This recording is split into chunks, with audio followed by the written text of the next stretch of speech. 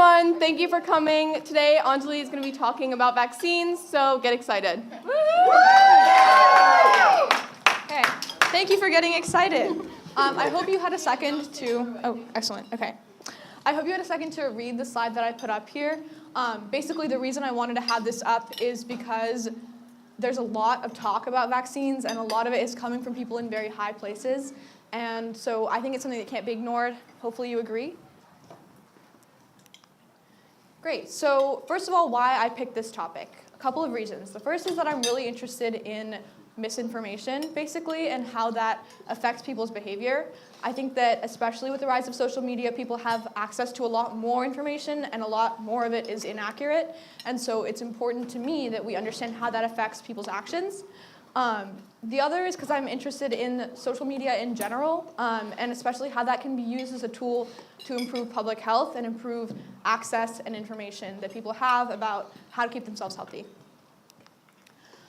So first of all, on the importance of tweets. So vaccine refusal, that being when people don't get their vaccines, and vaccine uptake, that being when people get their vaccines, is all about perception. So because of the fact that it is about perception, naturally social media, being something that informs their ideas, plays a really important role.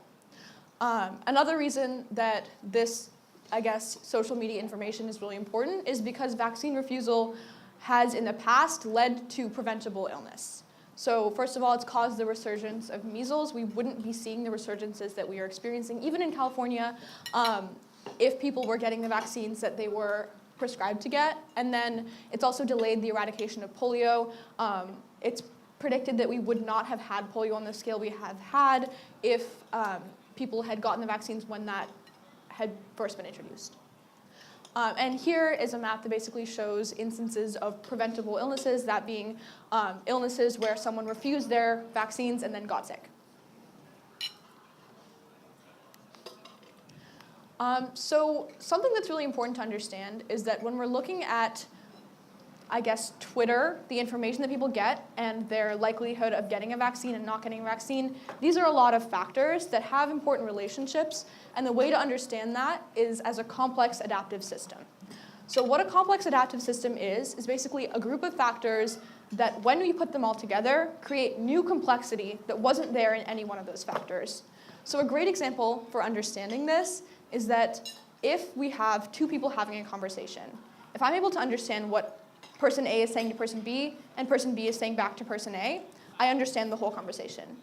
But if I have 10 people in a room who are all talking to each other, just understanding what each person initially said is not going to tell me all of the ideas that have been circulating around that room. So in a complex adaptive system, it's more than just any of the individual factors, but it's also how those relationships play out and how those relationships affect other relationships within the system.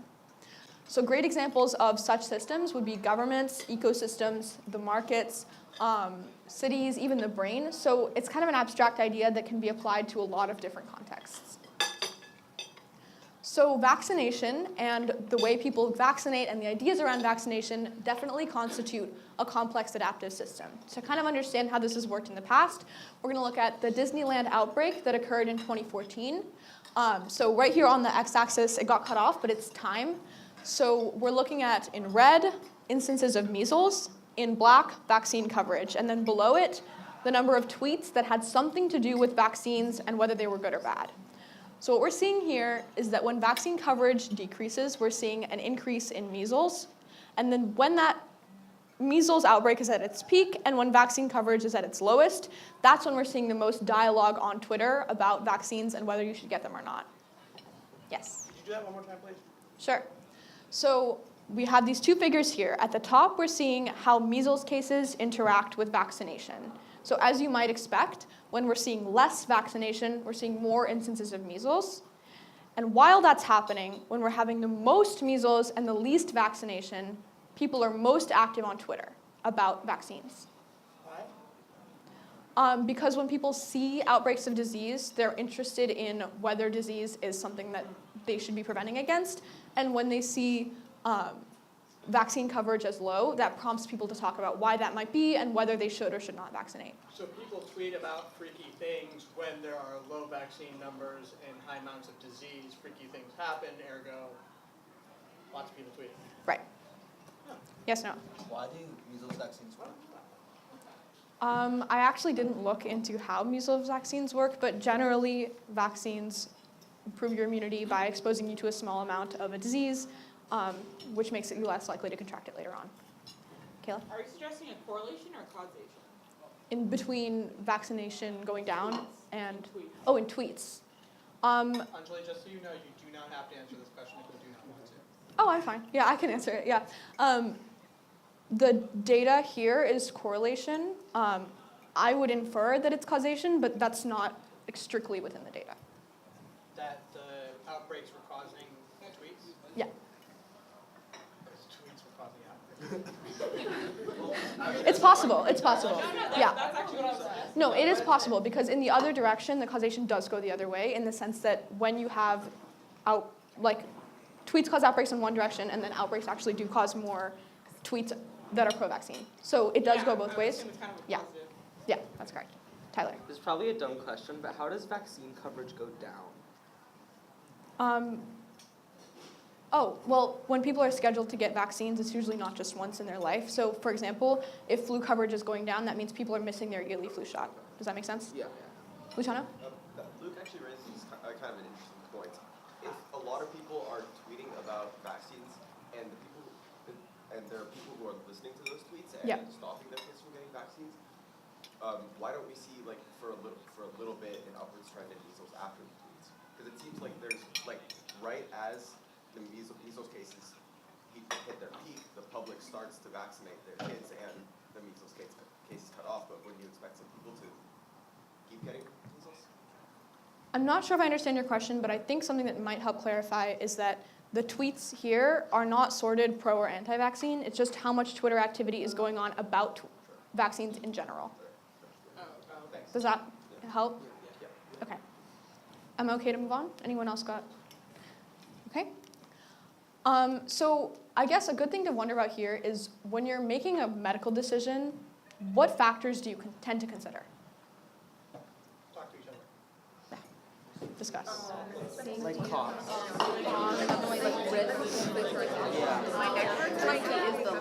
And also like the risk of not doing it. Yeah. And also,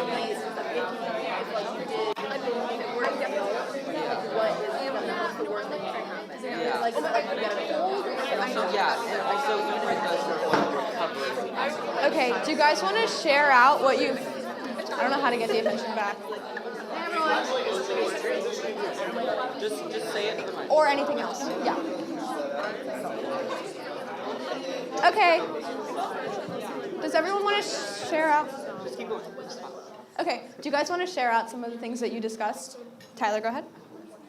One thing that Morgan and I said was weighing the pros and cons of doing it, especially versus not doing it. Yeah. So what risks are associated with doing it, but also then if you don't go through with it, the risk will be. Excellent. Natalie? Noah and I briefly talked about cost. Okay. Cool. Ntana? Severity of the case. Okay, that's good. Zoe and then Maya? Maya and I talked about how it could impact quality of life. Okay. Go ahead. Also just like long-term or short-term benefit. Okay. And Eleanor, last one. Maybe the experiences of like people you know, who, like if they've had gone through the same medical decision. Yeah. What their experience is. That's a really good one. So what we want to talk about here is the idea of relative vaccine risk, which is the thing that Tyler mentioned, which is basically when people are looking at a vaccine, the calculus that they're doing is how scared am I of a vaccine versus how scared am I of the disease. So what we call that is relative vaccine risk when people are factoring how scary disease looks versus how scary vaccines look. So what's interesting about that is that a vaccine is not getting any more effective or any less effective, and yet people are reacting to it differently over time. Because as their fear of disease changes and their fear of vaccine complications changes, they might respond differently to a vaccine that is no better nor worse than it was, say, a week ago. So what kind of events do you guys think might affect relative vaccine risk, or how scary vaccines look, how scary outbreaks look? Irene? If there's an outbreak, probably the disease is scarier. Natalie? If you know somebody who like their child got autism and they say, oh, it's because of a vaccine, that is definitely going to change your perception. Right. And Audrey, last one? New scientific studies that you might read about. Yeah, definitely. So I'm going to take the example of an outbreak just to kind of illustrate how this works. So in purple, right up here, we've got basically the perceived risk of a vaccine complication. Let's kind of bring it a little bit. And then in green, the perceived risk of contracting a disease. So when this outbreak happens here in red, what's basically happening is that disease starts to look a lot scarier, whereas vaccines look about as scary as they did before, but as compared to how scary disease looks now, that's not very much. So basically, when we start before an outbreak, we're seeing, in some cases, people find vaccines to be very scary and disease not so scary. But then after, disease suddenly looks very scary, and vaccines either are the same as they were or less. What are we seeing with the separation of the purple line and the two dotted purple lines? That sometimes the vaccines seem as scary as they were before, and sometimes that perceived risk will actually decrease as in comparison to the disease. You say in comparison to the disease, but the graph Right. already compares them. Right. I thought purple is just the absolute scariness of vaccines, and green was how we compare it to the disease. Right. So the absolute scariness of vaccines could decrease in the sense that people might start publicizing the importance of vaccines in response to an outbreak. Yeah. Natalie? Does it always happen like this? Like, I feel like outbreaks haven't always changed people's minds about whether or not vaccines are scary. That's definitely true. So first of all, in this model, vaccines are listed as baseline considered to be scarier than disease, which is not always the case. In fact, it's not usually the case. And oftentimes this happens on such a small scale that the increase in vaccination is not very noticeable. The one place where that change, like when people's minds changing is very evident, is actually on Twitter. So even if people aren't really going and getting their vaccines in response to an outbreak, the people who were talking about how vaccines are going to cause complications usually quiet down after an outbreak. So we might not see this in terms of people's behavior, but we definitely see it in terms of their rhetoric. Yeah. So if I'm to understand this, and there's two sides of that equation, then I actually believe, some people actually believe that basically given where I am in relationship to the outbreak, that my chance for my child getting autism would actually theoretically increase. Right?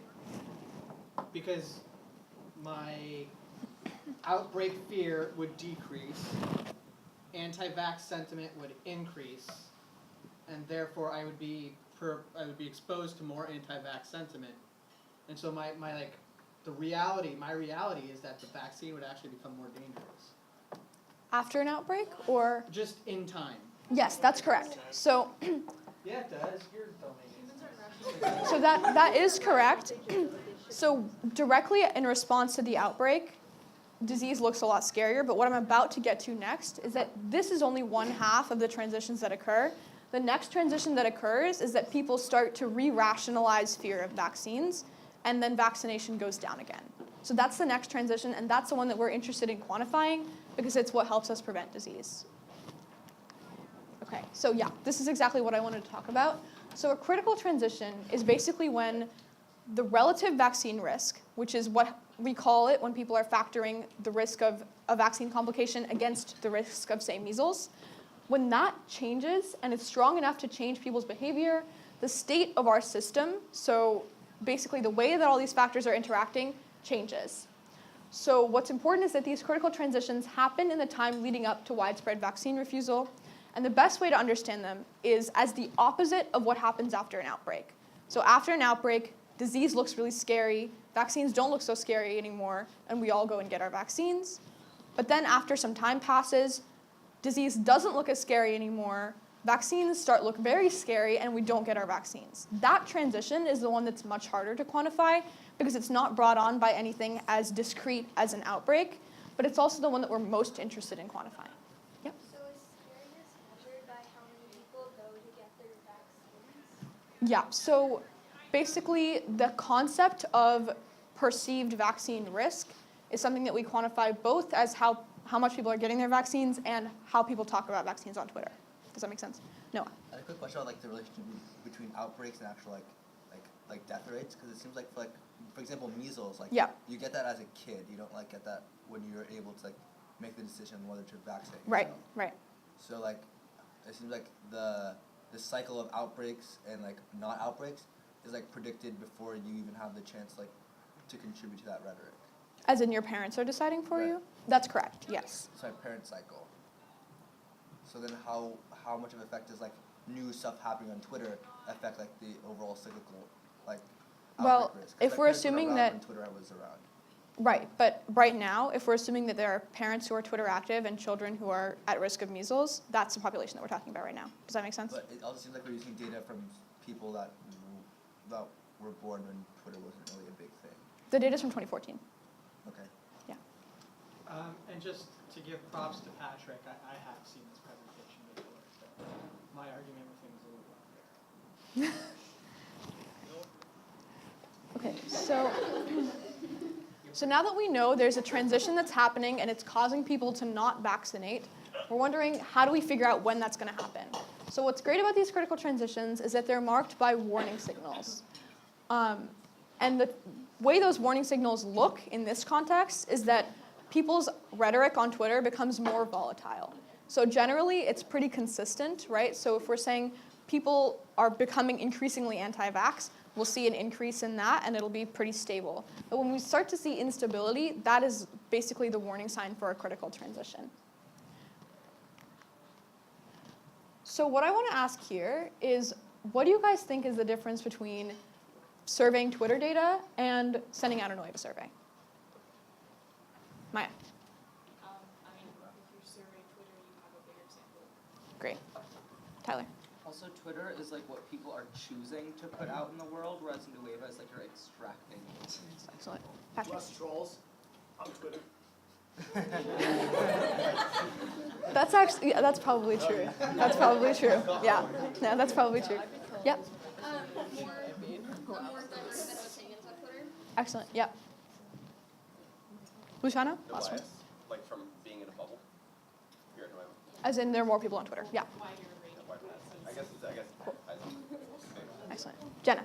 People are held slightly more accountable theoretically on in a school survey because it's a smaller sample size. Definitely. And that could be a good thing or a bad thing. Yeah. Okay, so let's talk about Twitter data as a whole and using it for popular sentiment. Comparing it to kind of the conventional methods of polling that we used to have, I'm calling a Nueva survey somewhat conventional polling. So part of that is that it's self-selecting. So only people who generally respond to surveys are going to respond to your survey, which might select for other traits about that person that might not be representative of the general population. It's also self-reporting. So if I, as a scientist, am going to walk up to someone and say, how do you feel about vaccines? They're probably not very likely to go against what's socially acceptable and tell me that they don't believe in them, right? So especially when we're talking about controversial issues, it's really important that people are self-reporting and not feeling like someone's coming up and demanding the right answer from them. The other thing about conventional methods of polling is that it's pretty restricted in the sense that you can only poll as many people as you have the resources to access. And then, of course, the sample sizes are much smaller. Whereas with social media data, like Luciano had mentioned, it's more representative samples in the sense that you have a large sample size, but it's also people's opinions aren't just going to be what they think you want to hear.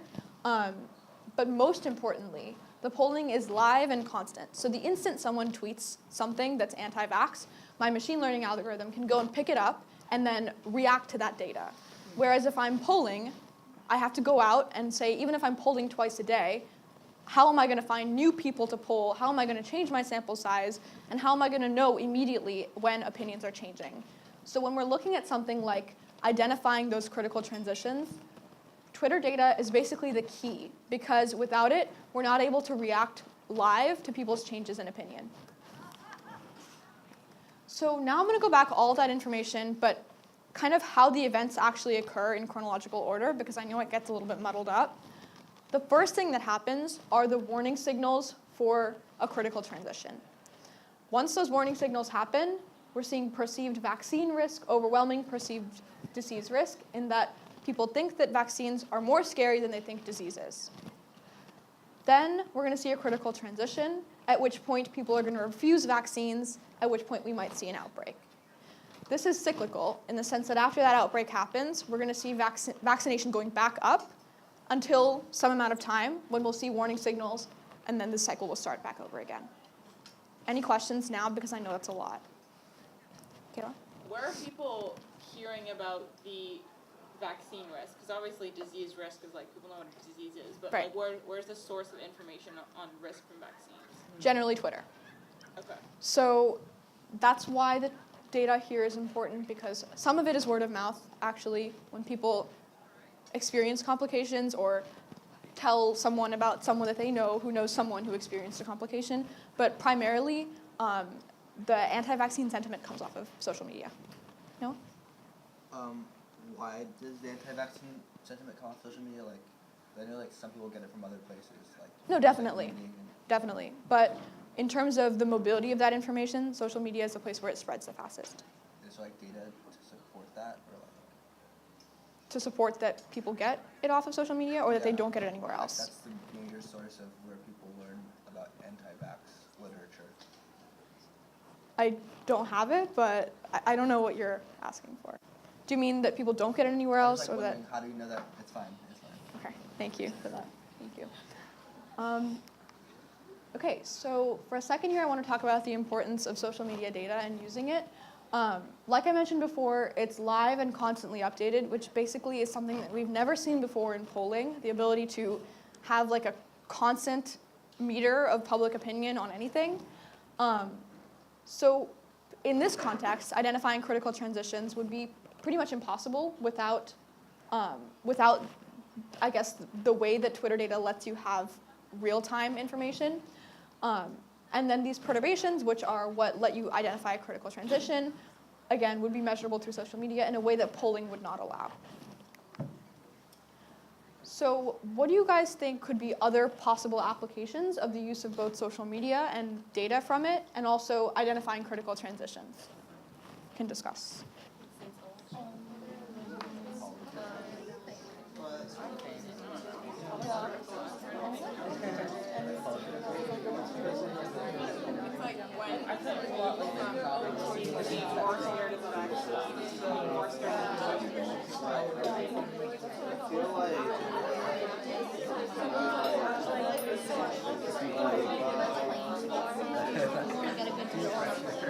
Or like even just like cross. Yeah, if you want. Yeah. And then it's gonna get super It says expensive. level 3. And it's gonna like that, yeah. Also, are you level 1? Yeah. Fashion Phasm styles. It's like that's why everyone's challenging us. If you were trying to Can I just be level 3 from now on? at this point, Okay. Okay, do you guys want to tell me about what you found? Yeah. Climate denialism, IPOs, results of political elections. Excellent. Okay. We were talking about like the stock market and like people being interested in different companies and where like investment rates go. Yeah, totally. I was gonna say like flat earthers, like I think like conspiracy theories in general I feel like are really representative on like social media. Like whether or not you believe Bush did 9/11, etc. Other yes. You know, the thing, I think those are all good examples, and I was trying to kind of line them up to this example, but like, let's say in the case of, you know, a fake tweet, let's say like the recent journalist in Saudi Arabia who got killed, and let's say Trump tweeted that the Russians killed him, right? Then there's no outbreak, right? There's nothing to check. So like, as let's say Trump tweets that Russians are doing it, then more people believe Russians are doing it, and they tweet Russians are doing it, and more people tweet Russians are doing it. But what's the outbreak? What's the counterbalance to that? So in that case, I don't know, but I think one situation in which there's an outbreak of sorts is when you see hate speech, and the outbreak could be quantified by hate crime. So when you quantify that type of rhetoric on social media, and then you look to like arrest reports and things like that would quantify instances that were either recorded as a hate crime or could have been a hate crime, that could kind of be an outbreak of sorts of rhetoric of that sort. Eleanor? mostly done with like in relation to people's opinions on like guns, in relation to like I mean like there are lots of statistics you could use like maybe rates of like people of gun violence or gun ownership, because that could be like a direct outbreak of calling them mass shooters. How people respond. Yeah. I hate to change the tone a little bit, but pop culture, you find the popularity of some TV shows and music. For like IPOs and stocks and political elections, there are concrete things to measure. You see the results. You can use you can regress the types of Twitter behavior on those results. My challenge was not whether or not there were those things. I'm just kind of looking at situation. So I'm just trying to think of important situations where we could apply this, where there isn't that outbreak. Like there are that outbreak situation for many things. I'm just like wondering if there are cases where there aren't. Gotcha. I think it would be difficult in cases where there's no marked outbreak, but I think it would still be possible to look for the other critical transition, in the sense that the one where after some incident things start to climb. So if you were to identify, say, that Trump tweet as the quote-unquote outbreak, you could look from that point onwards the way the rhetoric is changing. We could use Twitter to look at like the immigration debate, because we can consider outbreaks when we have like migrant developments, like crossing or hitting the border. Yeah, totally. And like changes over time. And then I also want to ask, what do you guys think might be problems with using social media to poll people? Well, I was going to say, in collecting data, I don't know if this is the question you're asking, but for instance, like memes, like dysfunction data. That's actually a great example. So this study talks about instances where satirical tweets were very difficult to distinguish from not satirical tweets. And that's why a lot of times the sheer number of tweets talking about vaccines is very accurate, but when you're trying to sort them into pro and anti, it's really difficult because joke tweets generally are indistinguishable by a computer from real ones. Yep. Also, I think like only people who are really aggressive about a topic are likely to speak out. So for example, like I'm the average person probably in terms of vaccines. Like I believe that vaccines work, but I'm not like militant pro-vaccine. Yeah. So I wouldn't tweet about it probably. So like Right. I'm not, the general population probably isn't represented. Sort of like adding on to that one, I think definitely people who are very like not passion in general, but very like anti a topic, like anti-vax or something, they'll be more likely to tweet in like wider numbers, and then also then you don't get like a good sample size, and then also sort of like does it also use like retweets and stuff, or does it have to be someone just like writes a tweet? I think it's, if someone retweets something without any new content, then it's not. Okay. This was kind of an issue with Luke's original argument 10 minutes ago, which is that it's trying to interpolate binary data into a continuous sense. So like if I believe my child's going to get autism from a vaccine, the number of other people being vaccinated actually doesn't change my perceived risk at all. It doesn't affect it in the slightest bit. Now, there may be some decision of does it push me over the threshold to believing that, but that wouldn't be based on the actual number of people getting vaccines. Instead, that would be what's based on like the internal social media stuff. So I think there's a lot of like, when I'm trying to interpret these risk paradigms that are crossing, I don't think that's actually how people conceive of as risk in this like linear kind of qualitative sense. I think that there's really concrete, objective, big kind of dichotomies and steps that are taken that I don't think this represents very well. Let's do it. Let's do it. Let's try it. The one thing I did want to add is that my personal concern would be that as we use social media to gather data, if people become more aware of that, then the data might become less accurate. Because the same way I would feel uncomfortable, like I think many people would feel uncomfortable going to a scientist or someone that they feel is someone that they feel is educated on the subject and saying, oh, I think that vaccines are bad, they might become less likely to tweet about it if they feel like people are watching them. Yep. The participants in the study can be set to writing their tweets to use that by machines and algorithm. They're not participants in the study. Yeah. So we've been talking a lot about the idea of critical transitions, but I'm wondering how would understanding critical transitions allow maybe to improve knowledge or communication or decrease misinformation? Because like I see that the problem here is that like there's people start getting more vaccines because after an outbreak, and then that slowly stops. But would the idea of increasing the use of vaccines be to preserve that fear, or instead to give real information and decrease misinformation? I think in this case, the immediate goal would be, rather than informing people about the concept of a critical transition, to inform them in such a way that it convinces them to get a vaccine. But I do agree when you say that informing people about the cycle would be useful in the sense that it might make the increased likelihood to vaccinate that occurs after an outbreak last longer. Does that answer your question? Yeah, I'm just wondering what are some of the strategies you can use with an understanding of critical transitions to. I hate to cut short this actually wonderful conversation, and I truly mean that as opposed to what I usually do. But in the interest of time, I'm going to close it out. Yes. Okay. So in short, the reason why I think this is also important is because when we can identify that critical transition or the point at which an outbreak effect that makes people vaccinate more wears off, we can identify populations that are susceptible to vaccine refusal and find basically disease outbreaks before they happen and I guess intervene with either informational campaigns or access to resources that would prevent those disease outbreaks from happening. So I'm super excited because it seems kind of magical that you can find things before they happen and react like that. So hopefully you are too. That's awesome.